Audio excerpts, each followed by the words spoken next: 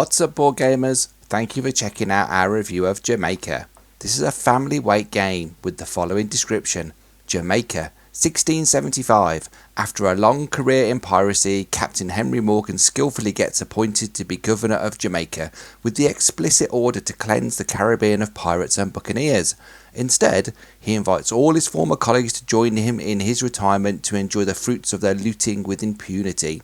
Each year, in remembrance of the good old days, Morgan organises the Great Challenge, which is a race around the island, and at its end, the captain with the most gold is declared the grand winner.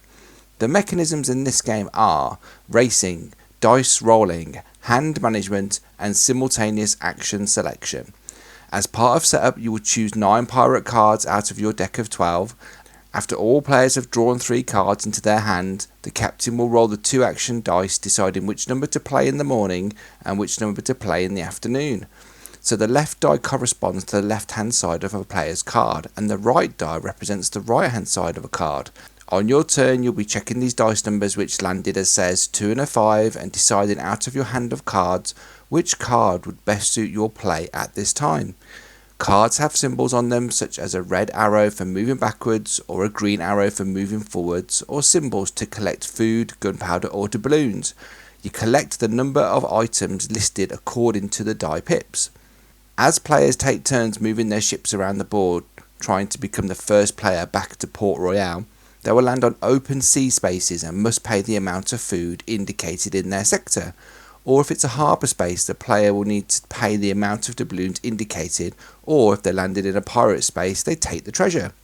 If they're unable to pay any part of the space cost, the player moves their ship backwards until you can meet the cost of a space. Out of the 8 treasure tokens, 3 will provide you with a minus score at the end of the game, and 5 will increase your total score by up to 7 points. There are also several power cards that can improve your hand and give you more firepower in battle. Yes, there are battles in this family game. If a player lands in a space already occupied by another player, they become the attacker and will choose how many gunpowder tokens to play in battle and then roll the battle die, which totals up their attacking value, and then the defender does the same.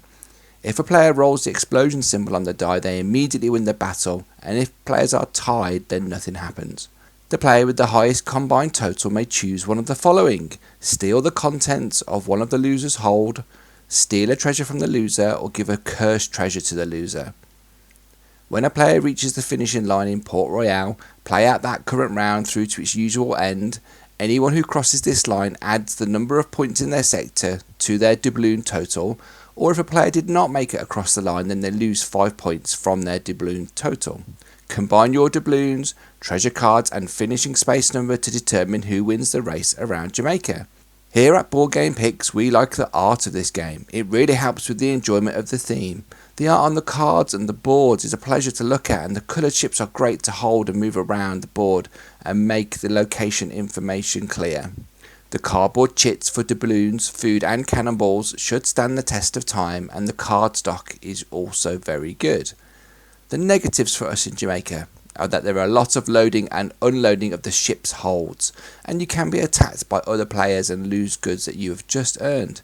Also, the game can take a long time to play with 5 or 6 players, with the sweet spot being around 3 to 4 players. The positives for us are that it is genuinely a fun game. It is great for families, and being a race game, it is simple to understand, turns are quick, and the in-game decisions are fun. It's a well-made game that does a good job with the audience it is intended for, and the rulebook is even a treasure map. Here at Board Game Pix, we give this an 8 out of 10 for a fun family experience. Thanks for checking out our review of Jamaica.